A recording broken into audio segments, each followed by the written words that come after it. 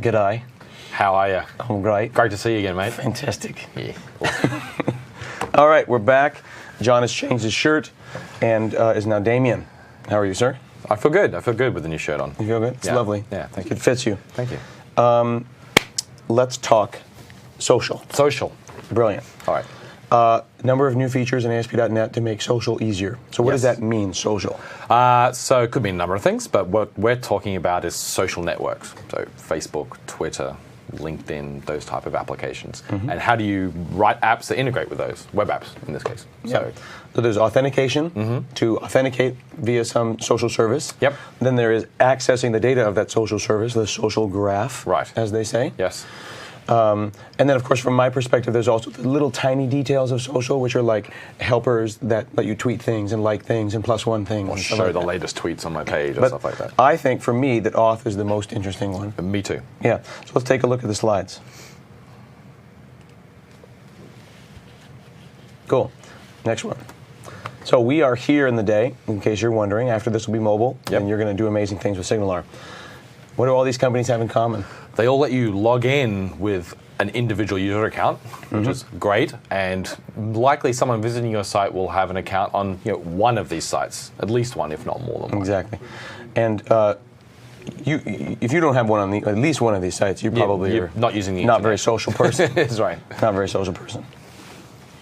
So there's a number of protocols that make this work, and there was a time when OpenID was going to be a thing where you'd set it up on your own site. Right. And you'd use like an OpenID provider. Right. I used my OpenID and I would log in at hanselman.com. But Twitter and Facebook happened, and suddenly I find myself logging in more to sites with Twitter than with hanselman.com. Yes, absolutely. Yeah, I'm not quite sure why that happened. Well, I guess OpenID was the idea that you could own your identity on your infrastructure or your URL and sort of own that. And with the advent of social networks and social sites where I have content that's on someone else's site, but you may want to access that content on my behalf to do something with it, we got OAuth out of it. Right. So OpenID was initially about this idea of identity, but then OAuth extended that, and it was more about I need permission not to impersonate you, but rather to access the things that you keep at that place. Yes, because I said you could. Right, exactly. So it's a proxying to say you can look at my GitHub projects, you can read my tweets. Yes, absolutely. And that's arguably a much more interesting problem to solve. Yeah, that's true. And a much more interesting thing for web developers. So let's take a look at OAuth flow.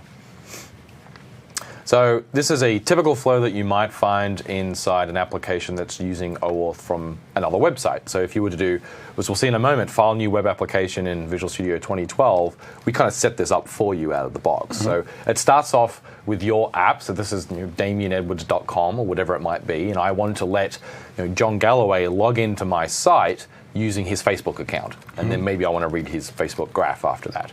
So what I will do is redirect his web browser to the provider, the Facebook website, some URL that they provide to me in their SDK documentation, and then it will ask him to log in using Facebook. So I never see his credentials. He's actually logging in to Facebook. So he enters the credentials there. And then Facebook says, yeah, this is John. I know who this is. Generates some goop, a big string, which we call this token thing, and then we kind of redirect you back via the browser back to damienedwards.com. And then damienedwards.com takes that goo and says, okay, well, John gave me this goo. I don't really know it's from Facebook yet. Let me make a call to Facebook. And then let me validate that goo so I actually do know that it's John. And Facebook says, yep, this goo, this token is perfect. It's John. Party on with John's data. So when I have seen a couple, 3-4 years ago logging in, it always feels like a whole pile of redirects. Yes. And I always feel like somebody evil could do something in one of those one of the steps. And right? I don't know what's going on, but it's like click, click, click, click, click, on and back. Yeah. Someone could do something bad, but it's that circling around back. Correct. That makes it secure. Correct. So as we said, like, damienedwards.com wouldn't be getting John's credentials, and all the redirects are generally happening over like SSL, so all the stuff going through the query string can't be read by intermediate parties. That's it's really important. Anytime you're doing authentication over the internet, it should be done over SSL. Okay. And then once the token is provided by John to me, I have to be able to validate that it really is John, and only Facebook can do that because they gave him the token. So I need to call to Facebook from my server code, actually from my ASP.NET app, call out to Facebook, pass in the token, and they tell me it's okay. So it's kind of like someone shows up at your front door, says, "Hey, I'm your cousin." Yeah. take a picture, go call someone. You know if this is really? And they go, yes. Oh, hey, come in. Absolutely. I mean, then why don't I trust you? Absolutely. But revocation is also interesting. You can actually say, I don't trust you anymore. That's right. Like, you can't. The vampire has been invited in. Yep. I rescind your invitation, and then the vampire floats out the front door, and they Absolutely. can't come back in your house anymore. Yeah. So at the end of that whole exchange, Facebook gives me back a new token, and I think it was on the slide there, the access token. This is the thing that my app will actually use now to access John's data in the future. And if any point in time John says, hey, I don't trust DamienEdwards.com anymore, he can go into Facebook.com, go into the settings and say, nope, don't allow that. Next time I try and make a call with that token, it'll fail. And interestingly, there's two ways to revoke. You can revoke a person, or revoke an entire app. Right. So if you look at the next slide, you can see where if you want to set up an application on Windows Live, you have to name that app. So the author of the app needs to say, I'm making the webcams app, or whatever. Yep. And then once someone's logged in and used this, you could say, I, Damien, no longer want you to use my app, or I discover as an administrator that, oh man, webcams is evil. Windows Live could toss everyone. Right, absolutely. Using webcams. Yep. So let's take a look at a demo of that. I'll switch over to my machine here. And we'll go and we'll just fire up another one. And here, we can pick any one of these. I'll just pick Internet Application. Hit OK. And this is coming to you in the default template. Don't have to do anything to do this. Right. So we're going to go and run this. This is the template you've seen before, the one we use for responsive design. Now, rather than hitting register, which is what I used to do, you type in a local username. Just looks the same. Yep. Yeah. I'm going to hit login. Now, this is the first time I've ever run this application, though. I could use a local account to log in, but over here it's saying, well, you could use another service. Right. Currently, though, we don't have any external services configured. I'm going to pop in over here and take a look at auth config. What's going on in here? So again, this is a brand new application that you just created out of the box. File new project. File new project. So we have a whole bunch of configuration goop here. I mean, it's code-based configuration, but it's still configuration. And we drop this into the template, and it's saying, hey, if you want to enable login via Twitter or another social account, all you need to do is uncomment one of these lines. Right. So let's do a Twitter one. Okay. And we can see that it's asking for some extra information there that it's probably going to be more than the empty string that it currently is now. Exactly. It wants two things here. So what I'm going to do is I'm going to go over to Twitter, but specifically I'm going to go to dev.twitter.com/apps. And I have some apps in there. Oh, cool. Did you know this? Yeah. There's I Nerd heard Dinner, about of Tweet course. Sandwich. Tweet Sandwich. That one, yeah. Tweet Sandwich, legendary. This one here, see how it says allows Quiznos franchises? To take orders over to it. It's actually not Quiznos franchises. It's just the one in my town. You know how I read that? How'd you know? To take over Twitter. I didn't see the orders. I thought you were yes. like planning world domination for Quiznos. You like my Twitter icon there? I do like I worked very hard on that. Literally, that was an app, a WPF app that would I would tweet my order and then it would print out at the local shop. Awesome. So I'm going to create a new application, and I'm basically registering this with Twitter, Damien Edwards. This is a test app for Damien Edwards, Hanselman. Now, callback URL. Right. So this is the thing that Twitter is going to call back to you at some point. They have to redirect John Galloway, in my example before, back to DamienEdwards.com. So where does that go? They don't know where it is. Now, you can put that URL in here, and some providers will let you flow that URL via the query string as well. Okay. So, CAPTCHA. Well, that's a new one. I've never seen that. Is that a photo? It's a photo of someone's number. Skewed. That's impressive. It's probably from like Google Street. Right. Someone's mailbox. Someone's trying to do something sneaky. Okay. Now, got the app. Now the secrets. Aha. Consumer key. So the consumer key is not a secret. Consumer key is the thing that identifies your application to Twitter. So the name is a friendly name, so that when So it's just a GUID. This is basically It's a not GUID. Damien's. I could change Damien's app. Correct, to something else. That never changes. Correct. This This is is the ID. this app. Yeah. Okay, that is my app. Yeah. And This then is the secret. That's a secret. Yeah, so you generally Don't don't tell share this anybody. with anybody. So we will delete this app after this demo is done. Yeah, someone's probably doing this Right now. Right now, they're going to ruin it for everybody. Okay, so we've done that now. Yep. And is that secure? I mean, I'm on the server, I guess. Mm-hmm. If I was going to do this on the client, with Tweet Sandwich. Right. I probably want to encrypt that in some way. Well, you'd probably want to ensure it's done over SSL. Yeah. Okay, so we'll run our app. Come over here to log in. Now the Twitter button's shown up. Awesome. Did it just magically show up because I uncommented that? It did. So with that, you'll notice that API was a static API hanging off something called OAuth Web Security. What that did was put an entry in a dictionary in memory, and at runtime that UI goes, hey, anything in the dictionary? There is. Let me render a button for it. So then that makes me think that these are just helper methods or extension methods. That's exactly what they are. So that makes me think that I could probably go like this. Well, that's actually a static class in this case, and is wrapping a bunch of stuff under the covers. Oh, okay. Yeah. But I could make a custom one. You can make a custom provider, an auth provider in this case. Yep. Okay, cool. So if I click on that. Unauthorized. What does that mean? Does that mean we weren't allowed to make a call out? I don't know. I'd have it immediately. Maybe it's because I messed with the code while I was doing it. Let's have a look.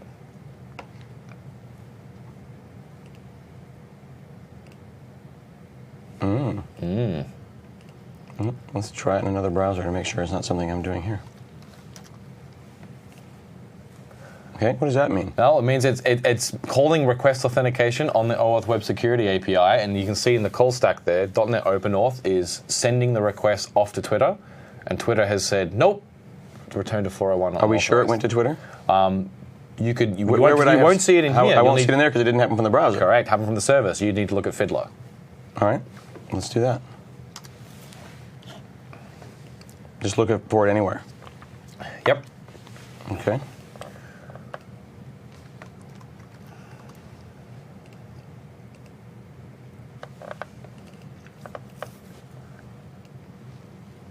So the next one underneath that, you can see the tunnel to...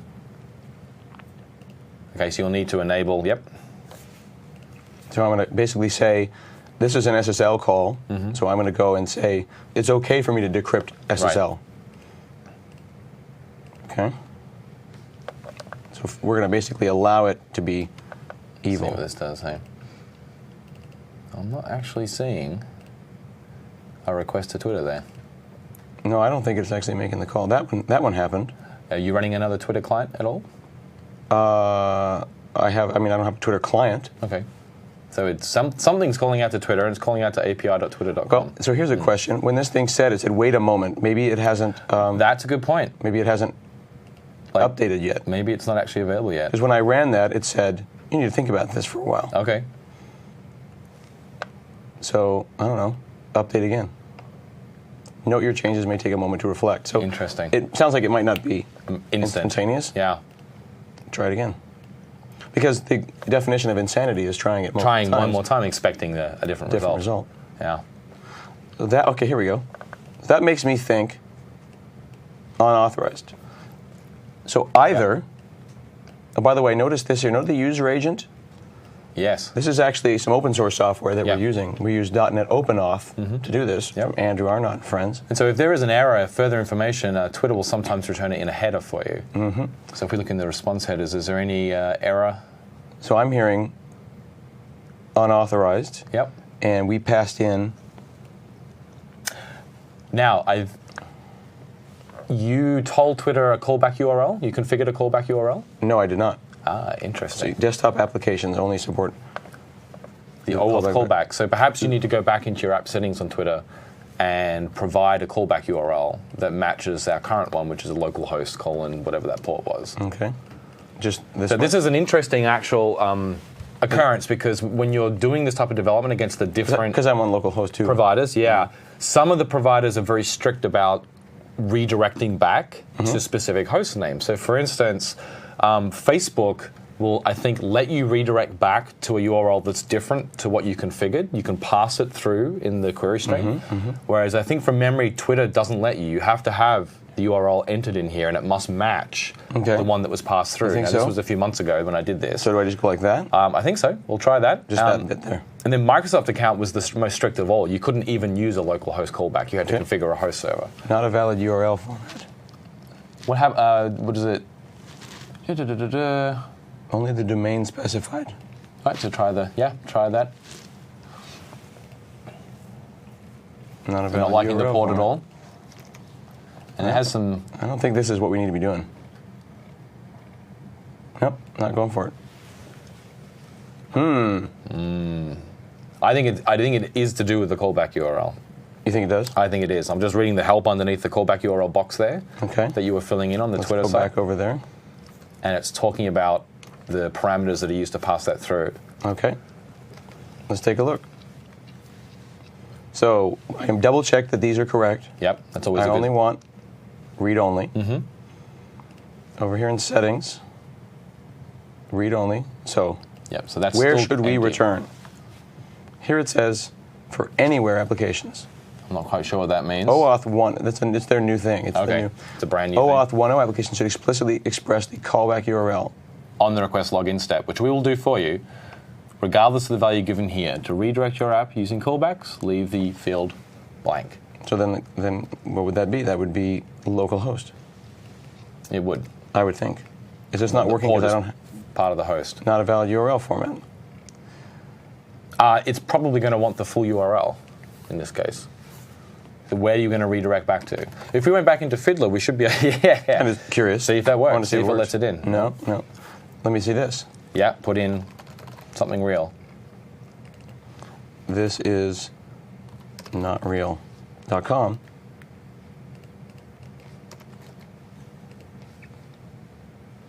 See that? Yep, doesn't like localhost. Doesn't like localhost. Right. But it also did it not update.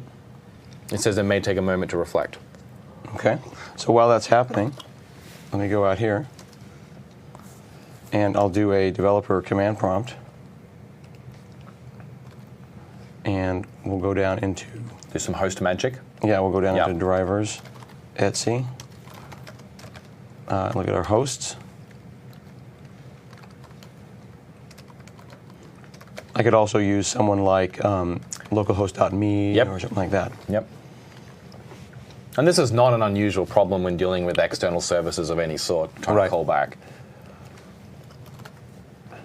What did I call it? This No. is not real.com, I think it was. No, but And now you're using IS Express, which won't let you bind unless you set up an explicit binding to that URL name. okay. Yeah. So I think we bail on this one. We can. So one last thing I would check is go back into Fiddler. You still got it running? Yep. So you can see that, find that URL that I think you're already looking at it. Still the URL you're looking at before. You should be able to look at the requests and see Localhost. the callback provider. Yeah, see, oh, that's a good point. So what they're doing is they're calling account, Right. external login callback, Right. indicating that Twitter, and this was provided by you. Right. So you mostly, provided that. Then what would happen is that would come back over to our application, Correct. which would then grab that in an external callback. Yep. And that callback would then associate the local accounts. That's right.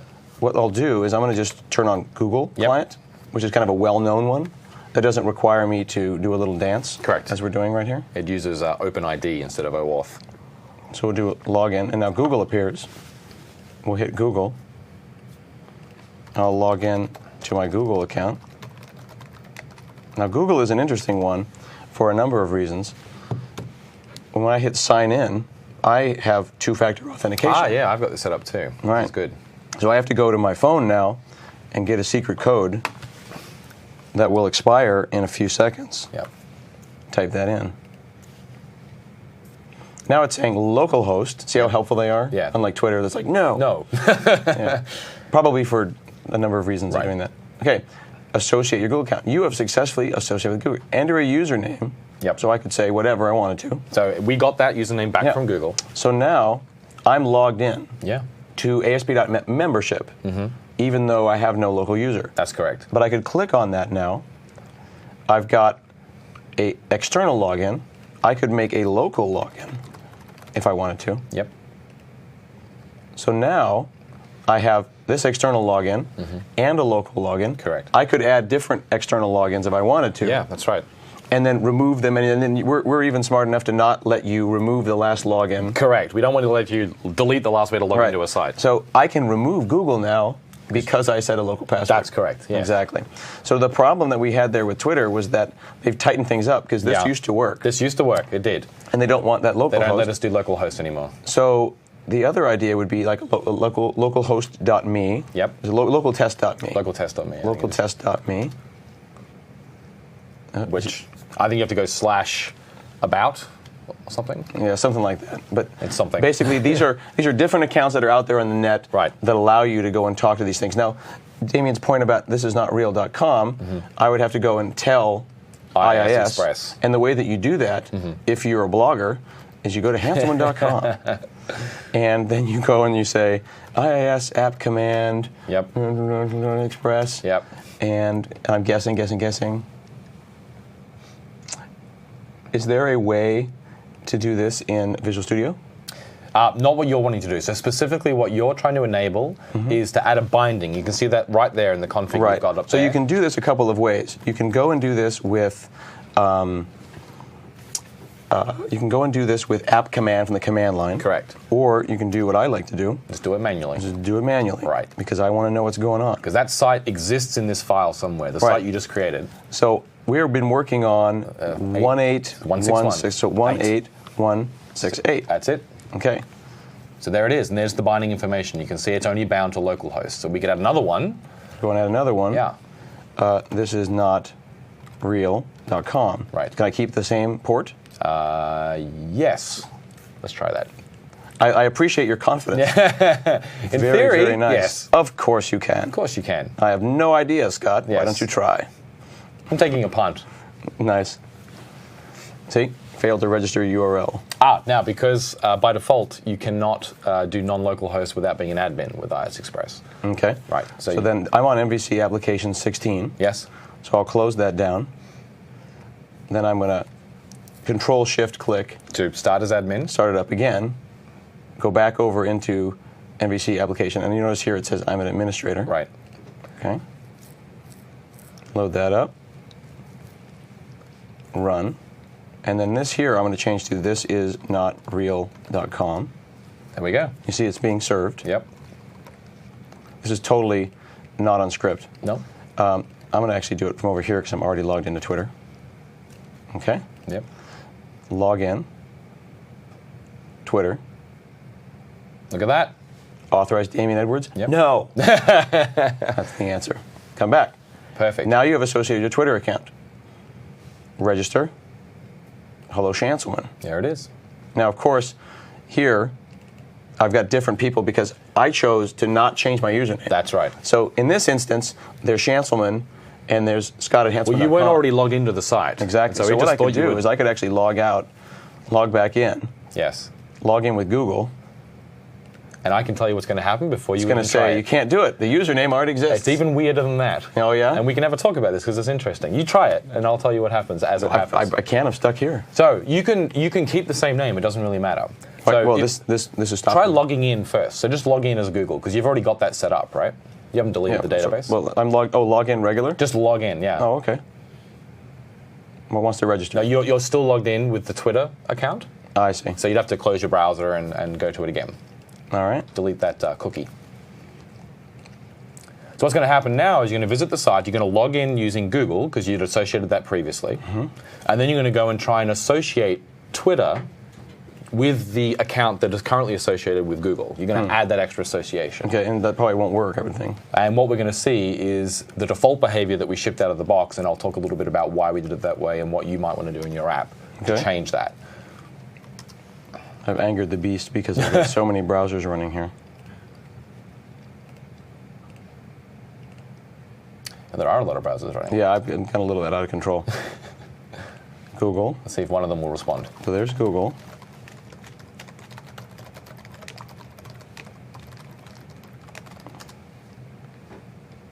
Fiddler's saying, Fiddler's are you still sure running. Yeah. Bad things are happening. Yep. Fiddler is upset with us because it's watching our SSL traffic. Yes. Okay, so now you're in, and it doesn't think you've associated before. That's interesting. It was Shanselman before. That was Twitter, though. Interesting. But we changed, well, see. So I'm pretty much stuck. That local username already exists. So what would happen generally is if you would log in with one that you know works, right? So I'm pants now. Right. I think, did you click remove before when you were able to click remove when you added a password? Sure. I think you might have clicked remove. I've registered Google. So add Twitter. This will Twitter. work anyway. So add your Shanselman, and we'll see what happens. And it may not be what you expect. Oh, it replaced it. No. Look up in your address bar. It's logged you back in as Chancelman.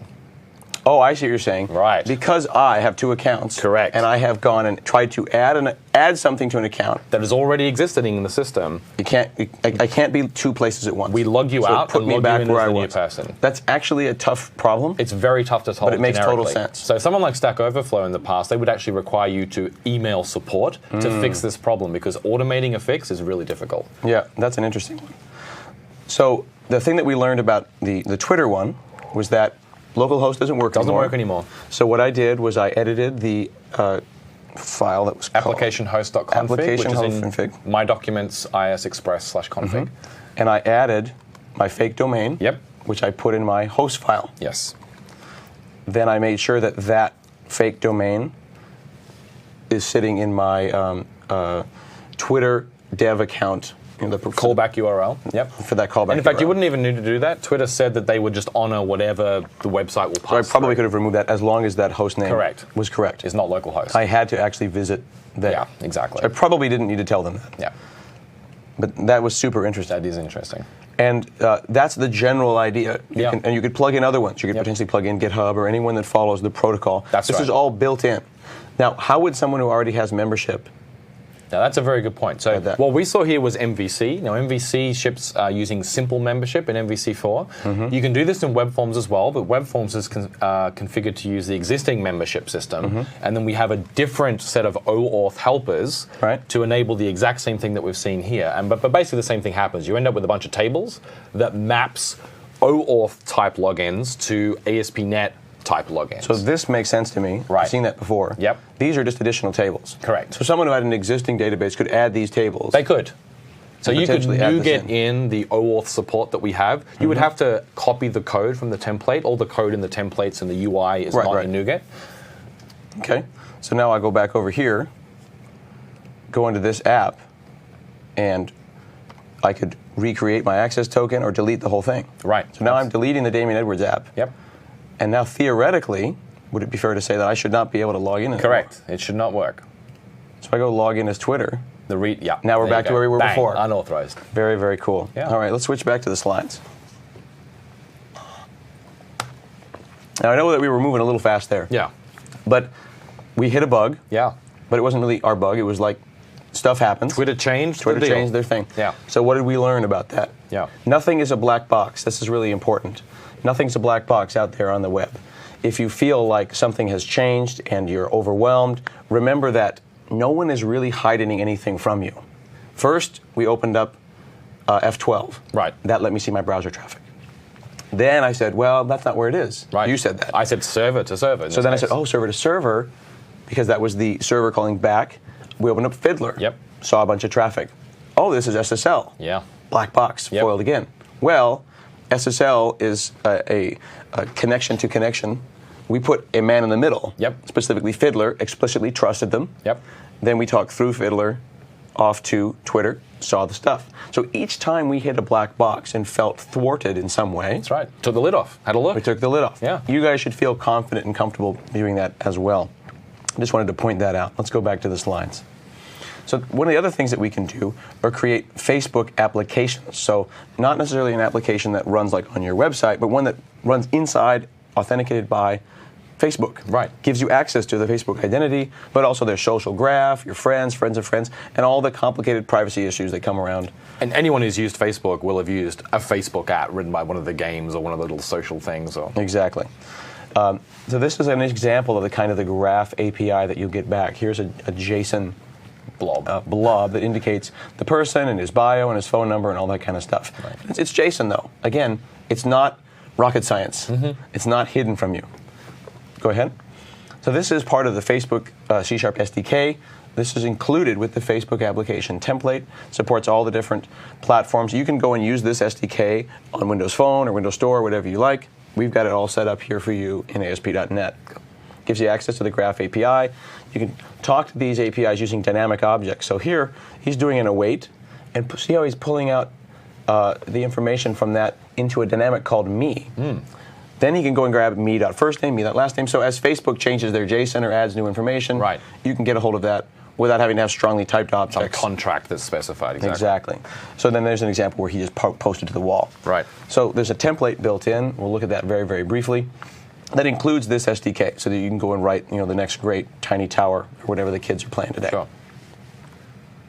There's an example of kind of the Jumpstart Facebook app. Inside Facebook. Inside Facebook. So it actually runs in Facebook and is able to access their stuff. And that's kind of why they call Facebook a platform. Pretty cool. Yeah. Go ahead and switch back over to me. And when you say File New Project, you're going to see a number of choices. One of them right here is the Facebook application. If I hit OK on that, it's going to bring in some stuff. And if we look at our references, it's actually pulling in the Facebook SDK. We can poke around in here. We've got user information, all deriving from very helpful things. So like this is a Facebook update controller, letting you know what's going on. It's very smart. You can look at the different notifications. Something has just happened to that user. What am I going to do about it? If you're an ASP.NET programmer, you know this stuff already. Here's an example of a Facebook user. And then there's some really cool attributes that the Facebook SDK uses to allow you to populate them. So the person's Facebook picture can show up there. Oh, and they'll go and they'll yank it out of the JSON property, populate it, and then you're handed not just name and email like we saw with OAuth, but a little bit richer graph information in Facebook that gives you their friends. Notice here we could say, well, I only want to get the first 8 friends. So it's more than just I only want large pictures. Chatty API surface. I can kind of declare an object here, and it'll just fill it using the attributes. Exactly. Declare what you need, and now Facebook app development is open, very, very clean for C# developers. Looks like .NET. Like I wouldn't know it's any different. Because it is. Very cool. All right, we're going to take a little bit of a break. We'll come back and we'll talk about mobile. Tell your friends, call your mom. Mobile applications coming up next. Woo!